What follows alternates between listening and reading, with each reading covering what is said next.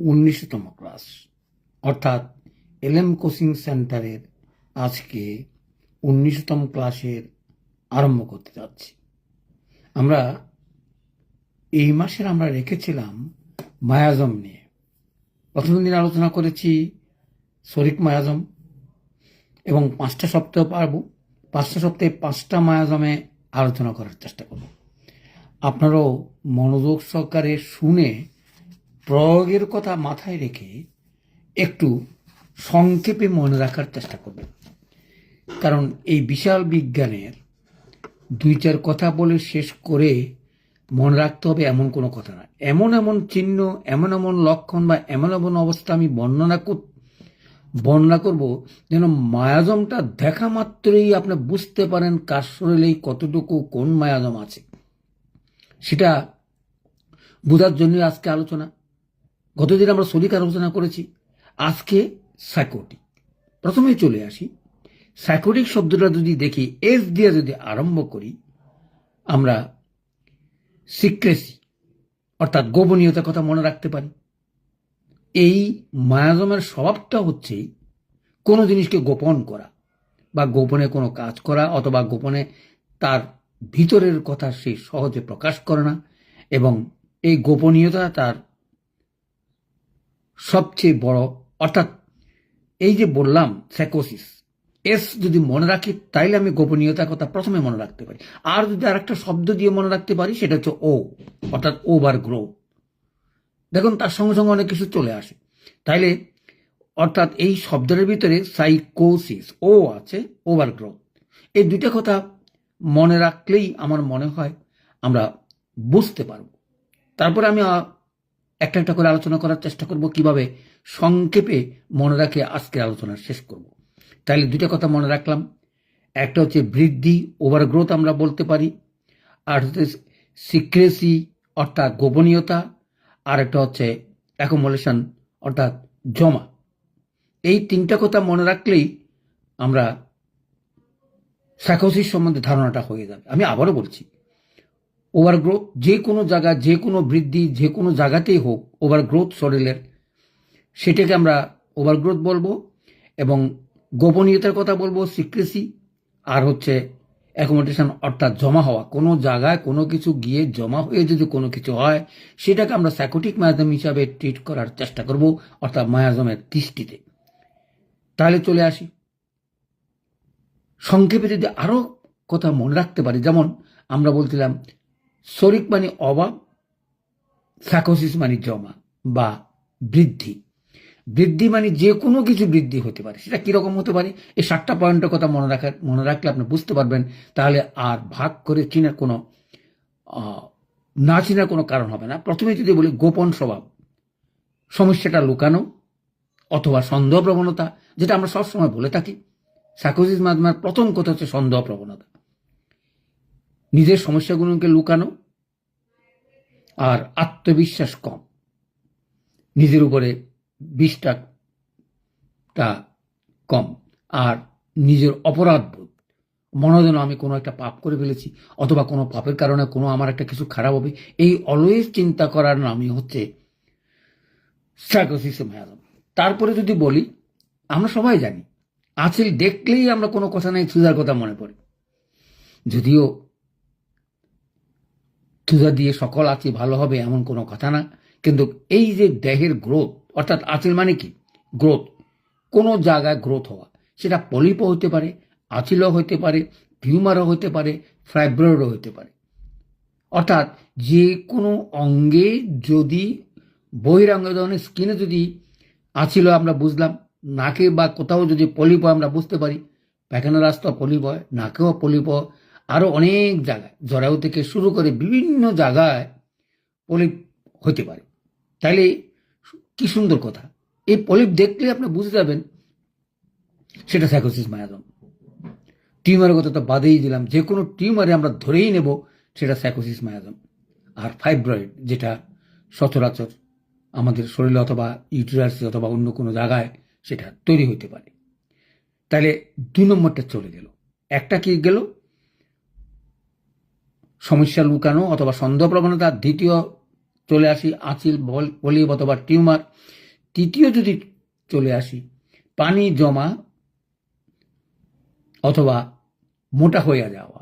ওই যে বললাম দেখি মাত্র যেন চিনি হুয়ারে, অর্থাৎ দেখলে যেন আমরা চিনতে পারি, অর্থাৎ মোটা লোক অথবা কোনো অঙ্গ যদি ফুলে যায় অথবা কোনো অঙ্গে যদি জল জমা হয় তাকে আমরা ওবাসিটি বলি, সেটাও সাইকোসিস মায়াজম। কি সুন্দর! তাহলে আপনাদের আর প্রশ্ন অনেক সময় জিজ্ঞাসা না করে আপনি লিখতে পারেন, এই সকল দৃষ্টিভঙ্গি যদি থাকে, এই সকল পয়েন্ট যদি থাকে, তাহলে আপনি বুঝবেন কোনো না কোনো সময় আমাকে সাইকোসিস দিয়েই যেতে হবে। কারণ এটা পরিষ্কার না করলে আমরা শরিক মায়াজমের চিকিৎসা করতে পারবো না। এই জন্য চিকিৎসাটা জটিল। কি আমরা হয়তো শরিক মায়াজম দিয়ে যাব, বাধা পাচ্ছেন, তখনই বুঝবেন কোন বাধা তার আছে। সেই বাধার উপরে আমরা যদি পরিষ্কার করে না যাই তাহলে হবে না। অর্থাৎ সাইকোসিসের বাধা যদি থাকে, মিনিমাম একটা ডোজের কথা বলছিলাম, 4টা পাওয়ার, 1 2 3 4, 4টা পাওয়ার দিলেই অনেক সময় তার যে কুফল অথবা তার যে বাধা সেটা কাটা যায়। তার অর্থ এই কথা নয় যে 4টা মাত্রা দিয়েই আপনারা দিবেন না।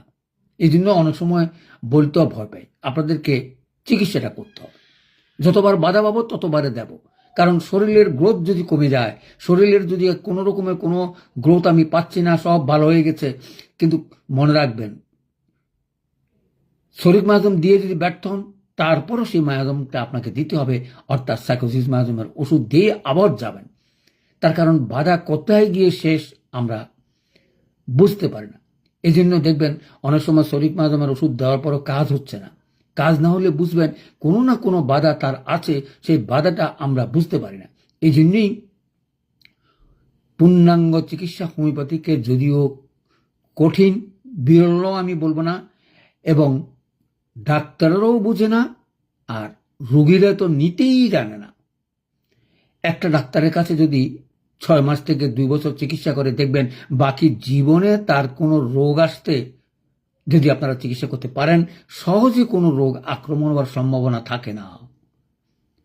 এই দর্শন আপনাদের হোক, এই দৃষ্টিভঙ্গি আপনাদের হোক, যে আমি একদিনের রোগী চিকিৎসা করলাম অথবা একটা অ্যাকুইট রোগী চিকিৎসা করে ফেললাম, আমি বড় বড় কথা বললাম, সেখান থেকে বেরিয়ে আসেন একটা সুস্থ লোক আগামী 80 বছর পর্যন্ত, কেন রোগ শোক ছাড়া যেন জীবন ধারণ করতে পারে, কর্মঠ থাকে, এবং কাজে কর্মে অথবা কোনো রোগ দুর্বলতা যেন না থাকে। কোনো কিছু দুর্বলতা হোক, কোনো কিছু কম হোক বাড়তি হোক, মনে করবেন সবই রোগের অন্তর্ভুক্ত। ইভেন খাওয়া পড়া যদি কষ্ট, কনস্টিটিউশন থেকে শুরু করে যদি কোনো পায়খানা প্রস্রাবের ট্রাবলস থাকে, তাইলেও সেটা ধরে নেবেন রোগ। অর্থাৎ নির্মূল হলে এই ধরনের ট্রাবলস আপনি পাবেন না। কি কি আবারও বলছি, ঘুমের ডিস্টারবেন্স হবে না, খাওয়া দাওয়ার কোনো অসুবিধা হবে না, পায়খানা বাসা কোনো ট্রাবলস হবে না, নর্মাল লাইফ একটা শিশু অথবা বৃদ্ধ অথবা যুবক লোক যেভাবে লাইফ লিড করে ঠিক সেরকম তার জীবনে ঘটবে। কোনো রকমের কুচিন্তা অথবা অন্য কোনো কিছু তার আর আসে না, যদি সে আপনার হাতে চিকিৎসা দিতে জানেন অথবা রোগী নিতে জানে। দোনো পক্ষেরই আমি বলবো দোষ আছে। কারণ হোমিওপ্যাথিকে কি চিকিৎসা করে আমরা ডাক্তাররাও বুঝি না, আর রোগীরা কোত্থেকে বুঝবে? আমরা চিকিৎসাই করতে পারি না। আমার মতন ডাক্তারও আমার মনে হয় না 50 জনের চিকিৎসা করতে পারছি, নিজের আত্মতৃপ্তি পেয়েছি। চিকিৎসা করে দেখবেন, আপনার যখনই চিকিৎসা সুস্থ হয় তখনই আপনি বুঝতে পারবেন এই রোগীর চিকিৎসা সুস্থভাবে করতে পেরেছেন। তবে সবচেয়ে সুবিধাটা কি জানেন? সবচেয়ে সুবিধা হচ্ছে শিশুদের চিকিৎসা করলে বোঝা যায় যে পূর্ণাঙ্গ চিকিৎসা তার হয়েছে। হয়তো আরও দরকার, সেটা অবশ্য অন্য প্রসঙ্গ। আমি আজকে একটা কথা বলবো, তার মানসিকতা, চলাফেরা, খাওয়া দাওয়া সবই দেখবেন কি সুন্দর প্রস্ফুটিত জীবন। এই দর্শন আমার হোক। আমিও তো 2-4টা বাচ্চা ছোট থেকে দেখে অন্তত 10-12 বছর পর্যন্ত আমার হাতে চিকিৎসা, যখন আসতো আমিও সেইভাবে চিকিৎসা দিতাম। তারপরেও ওই যে বললাম, পূর্ণাঙ্গ চিকিৎসা নেওয়া তাদের পক্ষে অনেক সময় কঠিন হয়ে পড়ে। চলে আসি তারপরে পানি জমার কথা কইলাম, মোটা হওয়ার কথা কইলাম, গ্রন্থি ফোলার কথা কইলাম, বৃদ্ধি, যে কোনো বৃদ্ধি যেটা বললাম, জমাট বাঁধা, ওই যে কোথাও গিয়ে কোনো জিনিস যদি জমা হয়, যেমন দেখবেন হাঁটুতে অনেক সময় ব্যথা করে, এবং হাঁটুতে অস্টাইল যেখানে গিয়ে বাতের ব্যথা, হাড়ের উপরের হয়তো অনেক সময় জমে, এগুলো সিভিলিটিকে শরিক মাধ্যমে যুক্ত হইয়া সেটা হয়। তাহলে আমরা যে কোনো বৃদ্ধি আমরা ধরে নিতে পারি। মনে রাখবেন, ধ্বংস সহজেই সাইকোটিক মায়াজমে হয় না। অর্থাৎ ধ্বংস বলে কোনো জিনিস নেই, সেখানে বৃদ্ধি আছে এবং হলেও খুবই কম, যেটা আলোচনায় আসে না। আরো একটা সুবিধা, যেই রোগ বারবার হয়, যেমন ধরেন একটা শ্বাসকষ্ট রোগী, সহজে ভালো হচ্ছে না, বারবার হচ্ছে, সেখানে পুনরাবৃত্তি যেটা বলা হয়, সেটাও আমরা সাইকোসিস মায়াজম হিসাবে আমরা ধরে নিতে পারি। তাহলে দেখেন, 4 নম্বর চলে গেল। 5 নম্বর যদি আসি, কোথায় বৃদ্ধি ঘটে, অর্থাৎ আর্দ্র আবহাওয়া এবং ঠান্ডাজনিত কারণে। দেখবেন অনেক সময় বাতের ব্যথা, মুখের ব্যথা, গরম সেক দিলে ভাল লাগে, আপনি নিশ্চিত হয়ে গেলেন এটা সাইকোসিসের রোগী। তাই বলি সকলেই এটা উপকার পায় গরম সেকে, কিন্তু যদি সেখানে অন্য কিছু আসে তাহলে কিন্তু আমাদেরকে অন্য জিনিস চিন্তা করতে হয়। অনেক সময় দেখবেন ঠান্ডা জলেও আপনার আরাম পায়, সেগুলো যদিও সেইগুলো কোনো মায়াজমেটিক ভাগ না করে, আমরা অনেক সময় লিডাম দিয়েও সেটা ঠান্ডা অনুভূতি তার ভালো হয়, এরকম আমরা বুঝতে পারি। চলে আসি মায়াজম চিনার উপায়, আমি আর এত কিছু আলোচনা করব না, চলে আসি। তারপরে যেটা 6 নম্বর, সেটা মনে রাখার বিষয় হচ্ছে গনোরিয়া। নিজের জীবনের অর্জিত গনোরিয়া হয়ে যদি কোনো রোগ চাপা দিয়ে তার কোনো রকমের ট্রাভেলস হয়, সেটাকে আমরা বলবো সাইকোসিস মায়াজম। যতক্ষণ পর্যন্ত চাপা না পড়ে ততক্ষণ পর্যন্ত আমরা বুঝবো সেটা অ্যাকুয়েট কেস গনোরিয়া। যেই মাত্র গনোরিয়া চাপা পড়লো, দেহের অভ্যন্তরে চলে গেল, কোনো অঙ্গের উপরে দেয়া ট্রাভেল সৃষ্টি করতে আরম্ভ করলো, তখনই বুঝতে হবে এটা গনোরিয়া সাপ্রেশন, যেটা আমরা আমাদের মায়াজমে বারবার বলা হয়। তাইলে গনোরিয়া চাপা পড়ে বংশগতিতেও আসতে পারে, আবার নিজে অর্জিত চাপা পড়ে কোনো রোগের সৃষ্টি হতে পারে। এই ধরনের কেসে আমরা মনে রাখার আরগুলো তো আছেই, যেমন ধরেন স্কিন গ্রুপ যেটা বললাম, অথবা সংক্ষেপে বলা হয় কি জানেন, সংক্ষেপে বলা হয় অর্থাৎ ইউরিন, অর্থাৎ যৌনাঙ্গ সংক্রান্ত যত রকমের রোগেও সবই হচ্ছে সাইকোটিক মায়াজম। সিভিলিটিও আছে, তবে খুবই কম, এবং সেটাও যখন আলোচনা করা হয়, কারণ ধ্বংসাত্মক না হলেই আমরা ধরেই নেব সেটা সাইকোসিস মায়াজম। তাহলে বুঝতে পারছেন, গনোরিয়া চাপা পড়া, গনোরিয়া সাবমিসিভ হয়ে অন্য কোনো রোগ হওয়া, অথবা কোনো স্কিন ডিজিজে কোনো গ্রোথ হওয়া, অথবা ইউরিন ট্র্যাক ইনফেকশন, সংক্ষেপে দেখবেন এলোপ্যাথিক্যালরা বলে থাকে যে ইউরিন ট্র্যাক ইনফেকশন, অর্থাৎ প্রস্তাবের যত নালী সংক্রান্ত ব্যাপারে কোথাও কোনো যদি ইনফেকশন হয়, সেই ইনফেকশনটা তারা ধরেই নেয় ইউরিন ট্র্যাক ইনফেকশন বলে, আমরা বুঝবো সেটা সাইকোটিক মায়াজম। কি সুন্দর! আমরা কিন্তু ইউরিন ট্র্যাক ইনফেকশন না বলে আমরা সাইকোটিক মায়াজমের জনিত কারণ বললেই আমার মনে হয় সবচেয়ে ভালো, কারণ আমরা এলোপ্যাথিকের সঙ্গে এমনভাবে মিশে তাদের শিক্ষা গ্রহণ করে তাদের চিকিৎসা মোতাবেক করতে গিয়েই আমরা হোমিওপ্যাথিককে হারিয়ে ফেলেছি। হোমিওপ্যাথিক দর্শন আলাদা, কাজ আলাদা, এবং কোনো রকমের বাধা হোমিওপ্যাথিতে এলোপ্যাথিকারা দিতে পারে না। তাইলে বুঝলেন, আপনার ওষুধ আপনার, কে এলোপ্যাথিক খেলো কি খেলো না তাতে আপনার কিচ্ছু যায় আসে না। আপনি আপনার সিস্টেমেটিক চিকিৎসা করবেন, কোনো রকমের বাধা আপনি পড়বেন না অর্থাৎ এলোপ্যাথিকে খাইয়া, কারণ তাদের কাজ আর আপনার কাজ। যখনই আপনি মায়াজমেটিক চিকিৎসা করতে যাবেন, তখনই আর অন্য কোনো জিনিস, অন্য কোনো এলোপ্যাথিক ওষুধে অনেক সময় বাধা প্রয়োগ করতে পারে না। আমি ওষুধে তো বাধা বলছি, আমি অন্য কিছু বলছি না। কারণ অনেক সময় হয়তো অনেক ওষুধ ব্যবহার করে, যখন স্টেরয়েড ব্যবহার করা হয়, স্টেরয়েড কুফলে অনেক সময় ওষুধে কাজ করে না। যখন আমরা সেটা বুঝতে পারি, আমাদেরও সেটা আলাদাভাবে ওষুধ আছে, আমি আজকে সে প্রসঙ্গে যাচ্ছি না। চলে আসি তারপরে দর্শনটা ক্লিনিক্যাল, অর্থাৎ দেখি মাত্র, যেমন আমি কি বললাম, মোটা লোক, ফ্যাট বডি, ধরেই নেবেন একটা ফ্যাট বডি যদি লোক আসে, এবং লোক আসে যদি বলে, তাহলে আপনি ধরেই নেবেন সেটা সাইকোটিক বডি, অর্থাৎ ওজন বেড়ে যাওয়া এবং কোথাও কোনো গ্রোথ হওয়া, মাংসপেশি ফুলে যাওয়া এবং শরীরে আঁচিল থাকা, এবং আঁচিলগুলো কখন কিভাবে কখন হয়েছে সেটা জেনেই আপনি ঠিক করতে পারবেন। তাহলে এই কথাগুলো জেনেই আরেকটা কি, বর্ষাকালে তার বৃদ্ধি হয়, এটা মনে রাখবেন। ঠান্ডায় বৃদ্ধি, বর্ষাকালে বৃদ্ধি, গরম থেকে আরাম। কি সুন্দর হোমিওপ্যাথিকে চেনা যায়। তারপরও আরেক সময় বলছিলাম আমি যে শ্বাসকষ্টের রোগী মানিয়ে সাইকোসিস বলি। তাহলে চলে আসি, এই ক্ষুদ্র আলোচনা 7টা পয়েন্ট যদি মনে রাখতে পারেন তাহলে রোগী দেখে মাত্র মনে হয় চিনিওয়ারি, অর্থাৎ রোগীর সঙ্গে আলাপ করেই আপনি বুঝতে পারবেন এটা মায়াজমেটিক কত পার্সেন্টেজ মায়াজ। আমরা যদি 100 ভাগে ভাগ করি তখন আপনি চিন্তা করবেন 50% হয়তো সরিক মায়াজম, 25% সাইকোটিক, 25% সিভিলিটি। তাহলে এরকম ভাগ করে যদি মনে রাখতে পারেন তাহলে আপনার চিকিৎসা তো আপনার সুবিধা। আর অলওয়েজ ওষুধ নির্বাচন করার সময় 2-3টে স্টেপ বাই স্টেপ মনে রাখার চেষ্টা করবেন। একটা হচ্ছে তরুণ রোগ, অর্থাৎ অ্যাকুয়েট ডিজিজ, অর্থাৎ অগভীর ক্রিয়াশীল ওষুধগুলোই বেশি করে প্রয়োগ করার কথা চিন্তা করবেন। কারণ মায়াজমেটিক ট্রিটমেন্ট আরম্ভ করতে গেলেই কারণ আপনাকে একটু চিন্তা ভাবনা করেই শুরু করা উচিত বলে আমি মনে করি। চলে আসি তাহলে আজকের এই আলোচনা, অর্থাৎ আমরা শরিক মায়াজমের চিনার উপায়গুলো বললাম। বলে স্যার একটু যদি ওষুধের কথা না বলেন তাহলে কেমন যেন হয়ে যায়।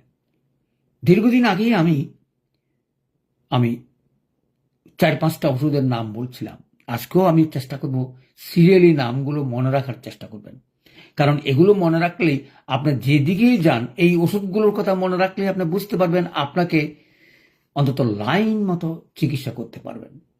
অর্থাৎ সাইকোসিস মায়াজম যখন কারো শরীরে আসে আমরা সহজেই বুঝতে পারি যে এটা থুজার রোগী কিনা। সবসময় থুজার রোগী হবে এমন কোনো কথা না। থুজা যেরকম কাজ করে বা থুজা যদি ব্যর্থ হয় তখন আমরা তো ম্যালোরিয়াম অথবা যেটা আমরা নসর্স ওষুধ সেটা আমরা 4th লেভেলে বলতে পারি। তার আগে কি কি আছে, যেমন বললাম থুজা, ন্যাট্রামসাল, অর্থাৎ বর্ষাকালে বৃদ্ধি এবং জলীয় যদি কোনো রকমের ট্রাভেলস কারো শরীরে হয়ে থাকে, সেটা যদি শ্বাসকষ্ট হোক আর যে কোনো রোগী হোক, অর্থাৎ জলে যদি ঠান্ডা অথবা বর্ষাকালে বৃদ্ধি পায়, আপনি বিনা দ্বিধায় বলতে পারেন যে এটা সাইকোটিক রোগী, এবং সেখানে ন্যাট্রামসাল হচ্ছে একমাত্র পথ। আরও উদাহরণটা কি, হচ্ছে দেখেন কোনো স্কিন ডিজিজ থেকে যদি জল বের হয় অথবা জল বের হওয়ার প্রবণতা থাকে অথবা সেখানে চুলকাইলে পানির মতন কিছু বের হয়, তাইলেও আপনি সেটা ধরে রাখতে পারবেন এটা সাইকোটিক মায়াজমের লাগে মিলেমিশে এখনো তো রসটা ধরতেছে। আবার রসটা কি, রসটা অনেক সময় আঠালো থাকতে হয় এবং ঘন থাকে। এইগুলো একটু মনে রাখার কথা বলতেছি। তাই বলি সবসময় মনে রাখবেন এই ধরনের কেসে আপনার 1টা কি 2টা পাওয়ার দিলেই আপনার রিলিফটা পাবেন, কিন্তু চিকিৎসা করতে বড় কষ্ট, কারণ বারবারই আসবো। ওই কি বললাম একটু আগে, বললাম না পুনরাবৃত্তি ঘটে। তাহলে 3টে ওষুধের নাম বলে ফেললাম। কি বললাম, থুজা, ন্যাট্রামসাল আর ম্যাডোরিয়াম কথা পরে আসছি, কারণ নসস ওষুধগুলো ব্যবহার করার সময় বারবার একটু চিন্তা করবেন। অনেক সময় আমরা বলি যে কি হয়েছে রে, আমাদের তো বইপত্রে বলে অমুক বলে। না, আমি আপনাদেরকে অনুরোধ করব, আপনার কাছে শক্তি আছে, প্রথমে যদি সেটা দিয়ে দেন তাহলে হয়তো রোগী চিকিৎসা বিভ্রাট হতে পারে। স্টেপ বাই স্টেপে আসেন। যেমন আমি কি বললাম, থুজার পরে ম্যাডোরিয়ামের কথা বললাম, থুজার পরে ন্যাট্রামসালফের কথা বললাম, তারপরে যদি যে ওষুধটা আসে সেটা আমি বলবো কোষ্টিকা। এর আগেও আলোচনা করেছিলাম। কারণ এই সিরিয়ালি 3টা ওষুধে ব্যর্থ হওয়ার পরেই তখন আপনি চিন্তা করবেন। আরো 2টা ওষুধের নাম বলে আমি ম্যাডোরিয়ামের কথা বলবো। কারণ বলবো এই কারণে, কারণ আমাদের স্টেপগুলো যেন ভুল না হয়। তাহলে 3টা ওষুধের নাম বললাম, থুজা, ন্যাট্রামসাল, কোষ্টিকাম। তাহলে আর 2টা কি, একটা হচ্ছে সাবাইনা আর হচ্ছে ডাল কামড়া। দেখেন এই ডাল কামড়াটা আমরা অনেক সময় সিজনেবল অর্থাৎ অবস্থা পরিবর্তনের পরে যখন হয় তখন এটাও দিয়া যাওয়া, অর্থাৎ সাইকোটিক বডি বুঝেই 2-3 মাত্রা দিয়ে গেলেই দেখবেন আপনাকে পরিষ্কার রাস্তা দেখাচ্ছে। অর্থাৎ ওষুধই আপনাকে ডাক্তার বানাবে। এই যে কথাগুলো বললাম, কি কি কথা বললাম, থুজা, ন্যাট্রামসাল, কোষ্টিকাম, সেবাইনা, ডালকামরা, তারপর মেডোরিনাম। কেন বললাম? কারণ আপনি যদি এই সকল ওষুধে ব্যর্থ হন অথবা 2-3-4 মাত্রা দিয়ে কোনো রকমের কাজের উপশম দেখতেছেন না এবং যেই যে লক্ষণের ভিত্তিতে আপনি ওষুধটা প্রয়োগ করছেন সেই লক্ষণের কোনো রকমের কাজ করছে না, তখন আপনি চিন্তা করতে পারেন, তার আগে নয়। তার অর্থ এই কথা মেডোরিনাম দেব না, আমি এমন কথা বলছি না। অনেক কথা বলবেন, স্যার আমাদের তো বহু হাই পাওয়ার দিতে বলে অমুক, সেখান থেকে বেরিয়ে আসেন। চিকিৎসা যখন করবেন দেখবেন, নিজেরাই দেখবেন, নিজেরাই বুঝবেন। কারণ আমি কি করছি, 3টা জিনিস: ওষুধ প্রয়োগ, আপনি আর রোগী, এই 3 জনের ট্রয়া বলা হয়। এই 3 জনের দর্শন যদি আপনার সমন্বয় করতে পারেন, প্রত্যেকটা রোগীকে আপনি চিকিৎসা করতে পারবেন। কারণ প্রথম কথা হলো, doctor is a good friend. আপনার তার হৃদয়ে ঢুকে কথাগুলো বের করে এনে আপনাকে চিকিৎসা করতে হবে। কারণ আজকালকার লোক মুখে একরকম, অন্তর একরকম। সুতরাং অন্তরের কথা যদি আপনাকে বের করতে না পারেন, তাহলে আপনি হোমিওপ্যাথিক ডাক্তার হিসাবে আপনি অর্জন করতে পারবেন না, যেটা হোমিওপ্যাথিকে বলা হয় সাইকোলজি। দেখবেন এলোপ্যাথিক চিকিৎসা সাইকোলজি ডাক্তারে আলাদা। তাহলে আপনাকে সাইকোলজির ডাক্তার হয়েই হোমিওপ্যাথিক করতে হবে। তার অর্থ এই কথা নয় সব কিছু জানতে হবে তাদের কথা, আমি কথা বলছি না। অর্থাৎ তার সঙ্গে বন্ধুত্ব সুলভ আচরণ করে যত রকমের তার কথা আছে সবগুলো নিয়ে আপনার উদ্দেশ্য হচ্ছে তার সেবা করা। সুতরাং হোমিওপ্যাথিটা সে কারণে অনেক সময় কঠিন হয়ে পড়ে, এই ওষুধ নির্বাচন করাটা। নির্বাচন তো করলেন, তারপরও আসে মাত্রা নিয়ে। দেখুন, এই মাত্রা নিয়ে আমি আর বেশি আলোচনা করব না, একটা কথা বলে শেষ করার চেষ্টা করব। মাত্রা জ্ঞান অর্থাৎ শক্তি এবং মাত্রা, বিশেষ করে মাত্রা, আজ পর্যন্ত কোনো মাত্রা শেষ বলে কিছু নাই। কারণ যার যার দর্শন সেই হিসাবে ট্রিট করে, সেই হিসাবে প্রয়োগ করা হয়। সেজন্য মাত্রা নিয়ে কমন একটা কথা বলেই আমি কমনে থাকি, অর্থাৎ 2 মাত্রা বা 1 মাত্রা করে প্রয়োগ করুন, তাতে করে আপনার দর্শন আপনার। এখানে মাত্রা কারো বই পড়ে সমস্ত সমাধান হয়ে যাবে, আমি এরকম কথা মনে করি না। এটা চলমান প্রক্রিয়া। এক একজনের দৃশ্য তো দেখে, মাত্রা জ্ঞানের উপর ভর করেই সে ডাক্তার কতটুকু চিকিৎসা করবে তা নির্ভর করে। কারণ মাত্রা জ্ঞানটা অ্যাবসলিউটলি যার যার দর্শনের ভিত্তিতে তৈরি। আমিও তো জেনারেল একটা কথা বললাম, কারণ আপনারা আপনাদের প্রয়োগ করার সাথে সাথে নিজে বুঝে ধীরে ধীরে প্রয়োগ করবেন, দেখবেন 3-4 বছর পরে আপনার হাতে আর রোগী ব্যর্থতা হওয়ার কোনো কারণ নাই। সেজন্যই মাত্রা নিয়ে শেষ কথা বলে কিছু নেই। চলে আসি লাস্ট লাইনটা বলে আজকের আলোচনা শেষ করব। কম হচ্ছে লেক, অর্থাৎ কম হচ্ছে শরিক, অ্যাক্সেস হচ্ছে সাইকোটিক, আর সিবিলিটি হচ্ছে ডিস্ট্রাকশন অর্থাৎ ধ্বংস। সেটা সেল হোক, হাড় হোক, অর্থাৎ কোথাও যদি কোনো ধ্বংসাত্মক কিছু হয়ে থাকে সেটাকে আমরা বলবো সিবিলিটিক মাধ্যম। আগামী ক্লাসে সেটা আলোচনা করার চেষ্টা করব বলে আজকের আলোচনা শেষ করছি। অনুরোধ থাকবে আমার ভিডিওগুলো, অর্থাৎ এই সকল ভিডিওগুলো যেন সবাই শেয়ার করে মানুষকে দেখার সুযোগ করে দিবেন। আমার ইউটিউবে দেখার আহ্বান জানিয়ে আজকের আলোচনা শেষ করছি। সকলকে ধন্যবাদ।